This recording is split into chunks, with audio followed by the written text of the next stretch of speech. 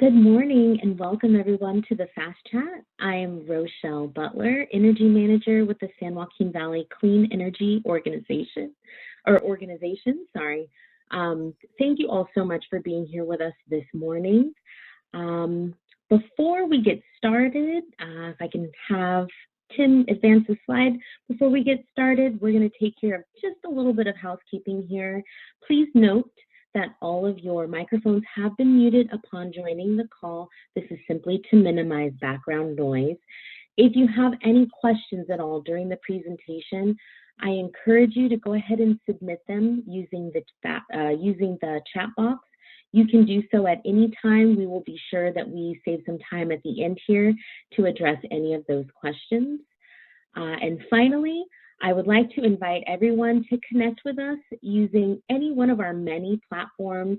You can find us on Twitter, on Instagram, you can find us on Spotify, or you can just reach out to us the old-fashioned way via email or telephone. As always, you can get access to any of our resources by going to our website. That's sjvcleanenergy.org. Again, that's sjvcleanenergy.org. And without any further ado, we are going to kick off the very first installment of our three-part EV Summer Series. And we have a very, very special guest with us this morning. Please welcome to the Fast Chat, Tim O'Neill of the PG&E Electric Vehicle Onboarding Team. Go ahead and take it away, Thank you, Rochelle. Appreciate that. Yeah, you should be a radio announcer. The way you just sort of, bring me on there. That's great. Morning, folks. My name is Tim O'Neill. I'm an onboarding specialist with PG&E's EV Fleet program. And many of you may know that PG&E has a number of programs where we assist customers with installing charging infrastructure or charging stations when they are putting into service electric vehicles. We've got about 4 programs that are the main programs. The program for our light duty charging station program is currently closed. That's EVCN, Electric Vehicle Charge Network. That was a 3-year program that was fully subscribed after about 12 months. So we don't have any existing programs for light duty, but the program I'm going to cover today is called EV Fleet. This one is our program for assistance to help customers when they are putting into service medium and heavy duty fleet vehicles. The program is a 5-year program, runs through the end of 2024. That's a really important date for everybody to remember. We hope to partner with 700 customer sites, getting 6,500 new or converted medium or heavy duty fleet vehicles on the road. This is just a slide just showing the types of vehicles you would expect to see on the within the program. The on-road are in the top section of the pie there, and the off-road vehicles are in the bottom. The bottom line to remember here is that the vehicles need to be over 6,000 pound gross vehicle weight. That puts them in the medium category. Medium class category. And with the off-road vehicles, they don't need to have a 6,000 pound gross vehicle weight. These are just based upon the types of the vehicles. So forklifts, anything, any class 1 or larger fits, so it doesn't need to have a gross vehicle weight of 6,000 pound. There's a minimum or a maximum, excuse me, of 10% within the program to be participating just for forklifts. This when the California PUC coordinated this with PG&E. They said, we want this primarily to be for the on-road vehicles, really try to hit that transportation sector. So that's just simply what you'll see as far as that goes. Now, this is the main gist of the program that we'll cover a little bit of time on. And that's when we look at a customer's charging infrastructure, we break it into 3 sections. The first section off there in left in green is called TTM. That stands for to the meter. Now, this equipment includes the distribution pole off the property, the service drop, the transformer sitting on the property, and TTM also includes all of the trenching, conduit, and conductor from the transformer over to the customer's new meter panel, hopefully sitting in their charging stations. Now, TTM is normally, these upgrades are paid for by the customer through what's called special facilities charges if they're going through PG&E's regular service planning department and just adding load.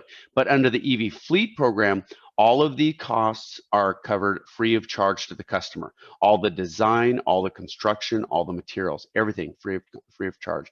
This is significant for a standard for a school with say 4 buses going in, or a trucking company with say 4 trucks. This is about $150,000 worth of benefit right there. So that's a significant benefit already to the customer. Now, the second part of the charging infrastructure is called BTM. They're in blue. Now that stands for behind the meter. And this includes the customer's new meter panel. It includes all of the breakers and switch gear. And BTM also includes all of the trenching, conduit, and conductor from the meter panel to the base of the charging stations. Now, BTM is the responsibility of the customer to purchase and install with through their contractor or on site, however they decide to get that installed. And even though it's the customer's responsibility to purchase and install BTM, PG&E pays a BTM incentive to the customer. Now, this is based upon the type of vehicles and the quantity. Example, I told you that 4 school buses, the school that's installing 4 school buses, they would get credit of $4,000 per bus. Times 4 buses, it's $16,000. So PG&E would pay the customer a check for $16,000, or send them a check for $16,000 to help them offset their cost of installing the BTM. The larger the vehicles, such as a transit bus or a Class 8 truck, they get larger credit because there's more emissions that are being avoided. So it just depends on what category and the quantity that you're calculating to come up with that BTM incentive. Now, some customers will qualify for a charger rebate in addition to the BTM incentive.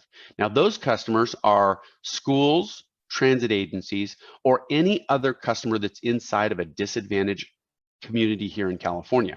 So those customers, if they qualify for a charger rebate, in a nutshell, the charger rebate pays for about 50% the cost of purchasing the charger. Not installation and delivery, just the cost to purchase the charger, up to these mounts that you'll see in this upper right hand or upper orange block. And for a level 2 charger, you'll see that we max out at $15,000. A level between a 50 and a 149 kW DC fast charger, $25,000. Anything over 150 kW charger, it's $42,000. So there's the max that you'll hit into, and it's important to note that Fortune 1000 customers are exempt from this. They don't receive a charger rebate. They will still receive the BTM incentive, just no charger rebate on that. And the charger, or the BTM, I should have mentioned, will pay up to 80% the cost of what the customer puts out of their pocket for their BTM construction. We'll get into some questions and answers about any of this later on. So if you have any, write them down, remember them, and we'll cover them in just a little bit. So what do we expect from customers when they participate in the program? A couple things. Number one is we ask that they start out by purchasing and putting into service 2 vehicles just to start out. That's not a requirement guarantee. We do have a commitment letter that an example, we'll say a school that receives a grant for 1 bus, they can't obviously put into 2 buses right away. It's okay, we'll avoid this. We have a commitment letter we can give them. They can just start out with 1 bus, that's fine. We need them to demonstrate their long-term commitment. All this is, it's very simple. This is 4 lines of data, 1 for each year, 2021, 22, 23, and 24. Each line will have the types of vehicles and the types of chargers and quantities that they're going to put into service each year. Example, 2021, 2 Class 8 trucks, 2 50 kW charging stations.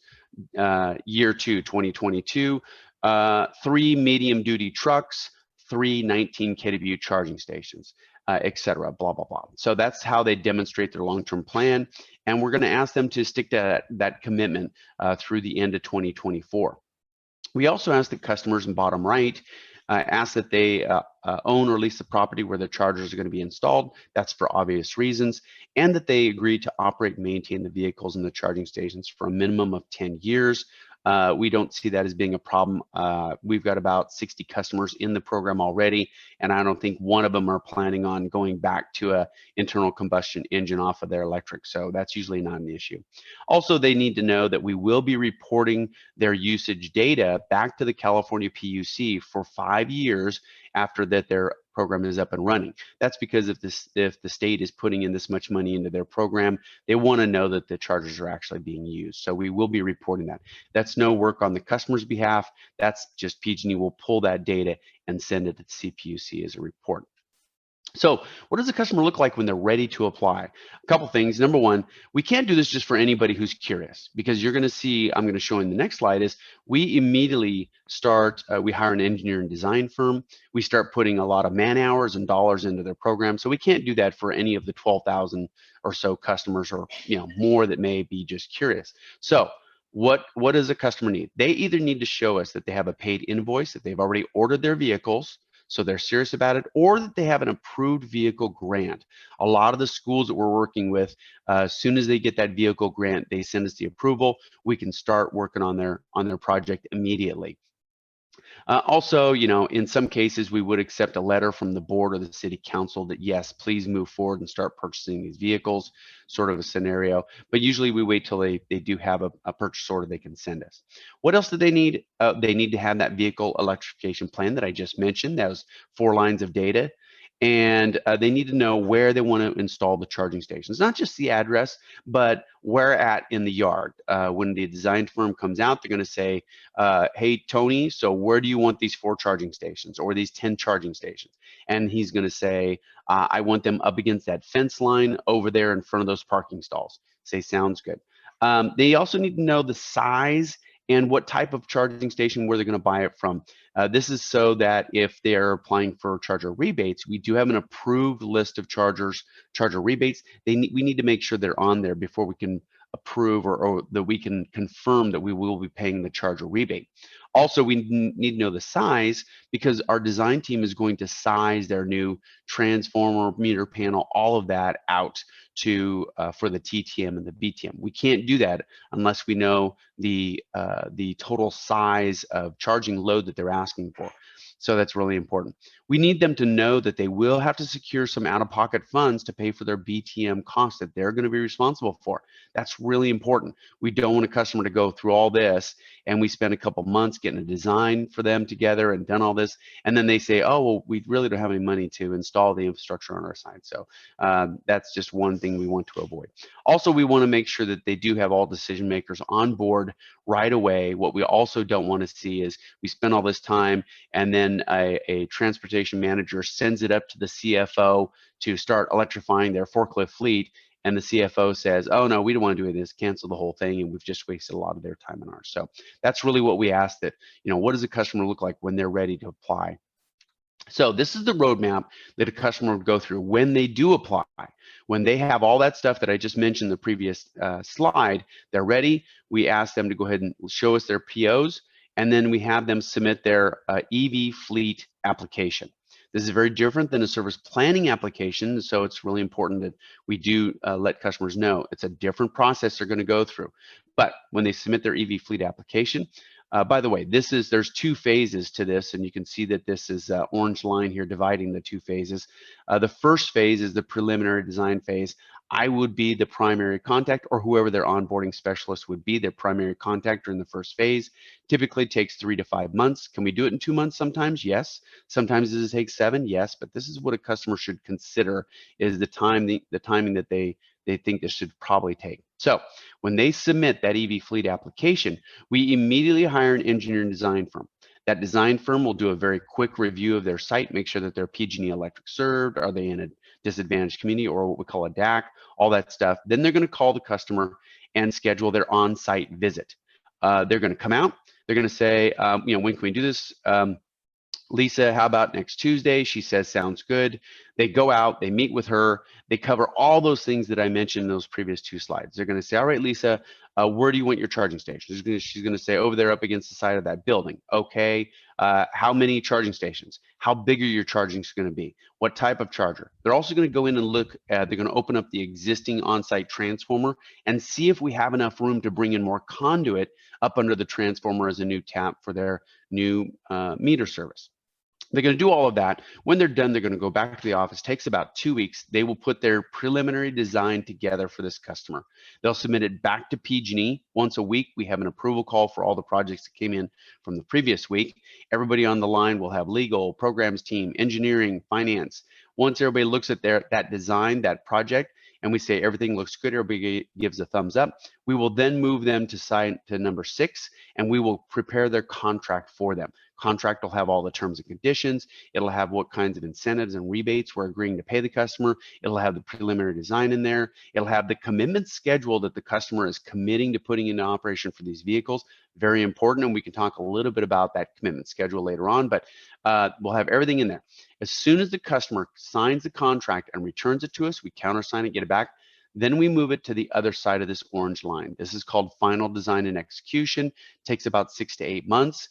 And so as you can see between the two here, you're talking 9 to 13 months. Very important for the customer to know that, as far as for when they submit their application all the way to getting energized charging stations. But when we move them over to the orange line into the second phase, they will be assigned a construction project manager.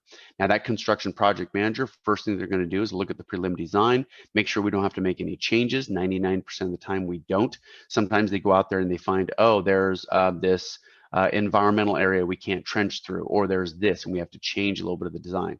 But once they see everything looks good, they stamp final design on it. They immediately try to contact the customer's BTM contractor just for coordination to make sure that their contractor knows where they should be installing their new meter panel. And then they're going to go on to start working with the PG&E crews. They're going to start pulling permits. They're going to start ordering materials. They're going to start scheduling PG&E crews. Hopefully, at the same time, the customer's BTM contractor will be pulling permits, ordering materials, and scheduling their crews. Hopefully, in 6 months, all the BTM work is done. All of PG&E's TTM work is complete, and we energize the new meter panel. At that time, they will energize their charging stations. They'll do a communications test, just so we know that everything is up and running and it's a smart charger that's communicating over the phone lines or internet.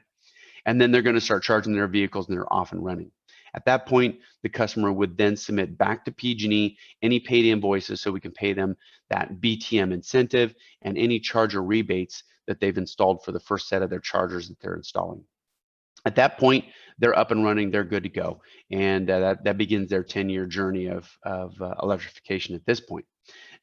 This finishes the fleet part of the presentation. I have 2 bonus items for you guys today. The first one is this. PG&E last year was able to get the CPUC to approve our new business electric vehicle charging rate. This is really important for customers who are electrifying their fleets. And this one doesn't matter if you're light duty or heavy duty, any of that works. The important thing here is to qualify for the business electric vehicle charging rate, all of their electric vehicle charging stations have to be on a separate PG&E meter versus the rest of the facility. So they have to have, excuse me, they have to have their charging stations on a separate PG&E meter so that PG&E can contest to the CPUC that yes, all of this electricity deserves this discount, and it's going to equivalent up to about 25% for everything that goes through this meter because it's all for electric vehicle charging. Really important. Now, I won't get into the rate and all of the details, but there's 2 things I will say. Number one, we're anticipating the average customer will actually be able to charge their vehicles for electricity that costs them 25% less than their regular PG&E rate or what they're paying in the rest of the facility.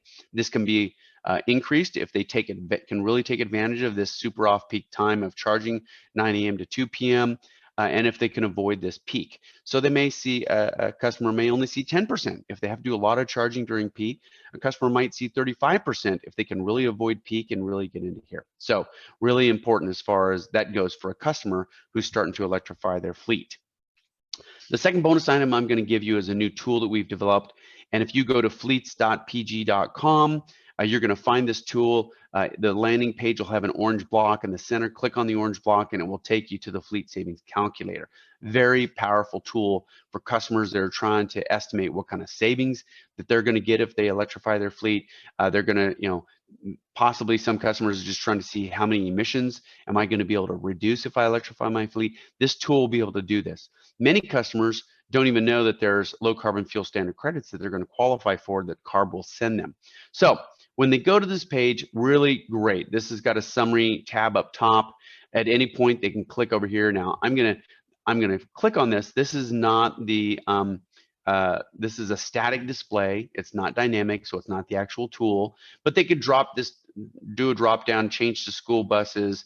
They can change to say 9 school buses if this is the scenario they're looking at, or medium duty trucks, whatever. They can change how many miles per day that those vehicles travel, how many days per week. They can change what kind of charger they have and the times that they change. Once they hit save, this will be updated. Of course, this one didn't because it's just a static display. At this point, they can change what kind of price they pay for their gallon of diesel or gasoline, whatever they're paying.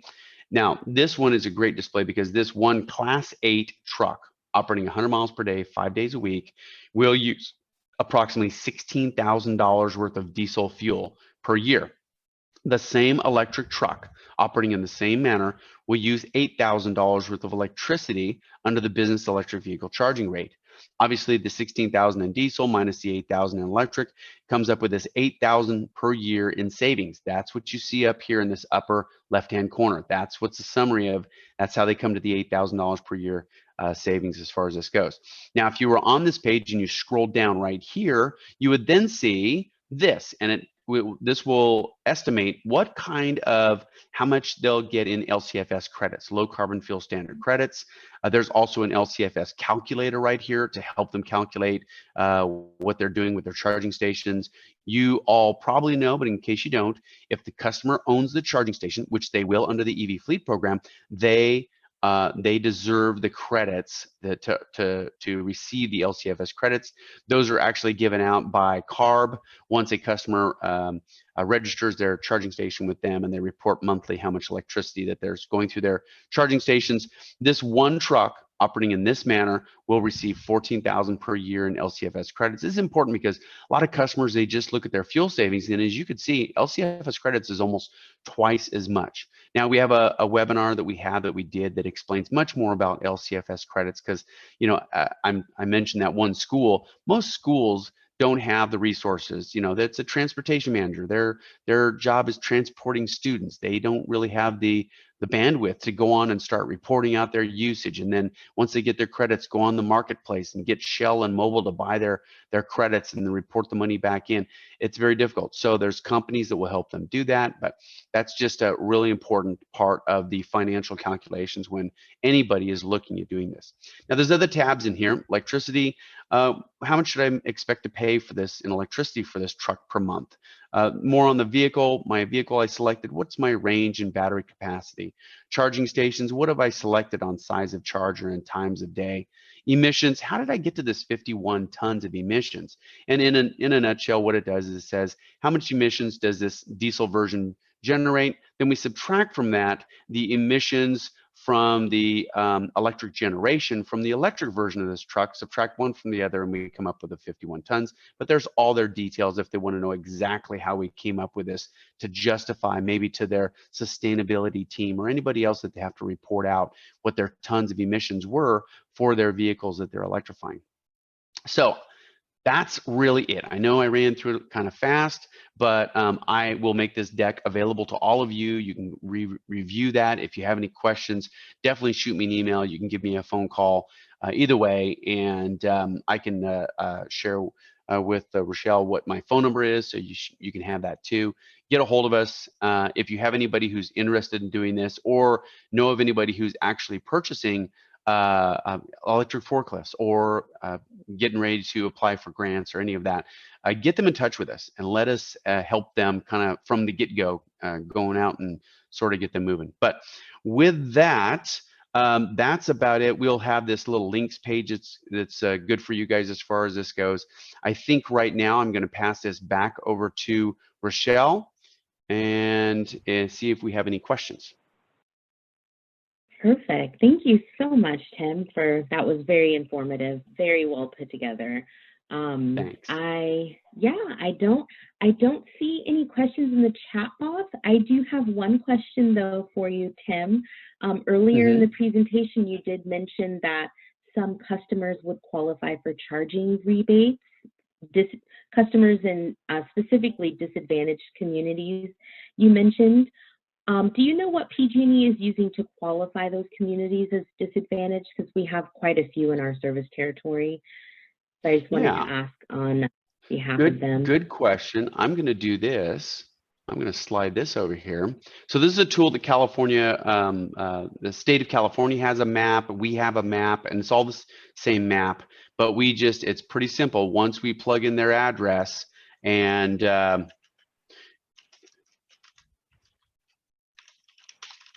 as an example, I think that's one of our offices in Stockton. You will see that this is all in yellow. And if it's in yellow, it's inside of a disadvantaged community. You'll see an example. If it's a customer is up here, they are just outside of the disadvantaged community. So we verify it through two different maps. California has one and we have one as far as doing this. Our tool also goes right into our application tool links up with this and verifies this for customers when they do this. Let's see, any other questions? I don't see any. I'm a little surprised, admittedly. So, well, and that's okay. You know, like I said, I ran through it fast. So I will share with you some of the common questions that I'll get from customers. Again, we'll get customers when we do, so I'm gonna give you guys some kind of behind the scenes stuff that we do. When a customer gets a hold of us and says, hey, I'm thinking about doing this, we first off assess where they're at in the process. Are they just curious and they're just sort of putting their toes in the water, or have they already applied for grants, but maybe they weren't awarded yet? Or maybe they've applied for grants and they have an award. So very different stages at this point. Maybe a customer's already placed an order for a couple medium duty delivery trucks, and now they get in touch with us and we kind of walk them through their next steps. So depending on where they're at, either way, we do this intro call very similar to what I just shared with all of you. And we start asking them about where they're at. Have they already selected the site where they're going to do their charging stations? Have they already selected charging stations? Have they already ordered their vehicles? Blah, blah, blah. And then depending on where they're at, we kind of walk them through their next steps. Sometimes it's still just analysis, and we put them in touch with that tool that I just showed you and said, let's help you figure out and convince the rest of your organization this is a good thing for you to go through and to electrify. We then, let me see if I have my one of my other tools here up, and I'm not seeing it. It's, well, let me see here. I might just, well, I can't really stop sharing and then start sharing. So I'm not going to do this. I was going to bring up a real kind of a treat for you. And I was going to bring up, we have a map where we go and we actually, we overlap Google images. They give us an address. We zoom right in and it shows us where all of our transformers are at around their property, on their property. We can open up to see what size of transformer it is, how loaded up it is. And this is really helpful because when a customer looks at their site and they say, oh, I was going to put my charging stations in the back, but I see now that the transformer is right in the middle of my property and I want to minimize trenching on PG&E's behalf and on my behalf, maybe I'm going to put my charging stations closer to the middle of the property. So stuff like that is really helpful for customers. Sometimes, and I was just dealing with a customer last week and they had multiple locations they were looking at. And so they said, well, we would like to try one. So we looked at all the different locations. We looked at all the different locations of where their transformers were at on each of those properties, how loaded up they were. So it really gave them a lot of information to really kind of move forward with what they want to do on their pilot project and also their long-term project. So good stuff there. Any other questions before I bring up another one from anybody else? I don't see any more questions here, Tim, but we are at time though. So okay. I want to make sure that I'm respectful of everybody's time here. But I do want to remind everyone that after our Fund It Fast chat, we do send out a follow-up email where we compile all of the resources that we talked about during the call. So Tim, I'll reach out to you and get some additional links from you as well and make sure that we make those available to everyone. later on this afternoon. And we will also send out a link to the recording of this fast chat. So if any of your friends and colleagues, if they meant to join us this morning and for whatever reason it didn't work out, they can also, they can always catch us after the fact and listen to the recording. So that will be available later on this afternoon. And I just want to add a super quick reminder here. This was part one of our 3-part EV summer series. So next month, we will be with Southern California Edison talking about the Charge Ready program. And then in September, we have the California Vehicle Rebate Program as well. So we got lots of good stuff on EVs coming up. I want to thank Tim again so much for your time and joining us this morning. And I appreciate everyone else that joined us this morning as well. Share the fast chat with your friends and colleagues. And as always, I hope everyone has a wonderful week.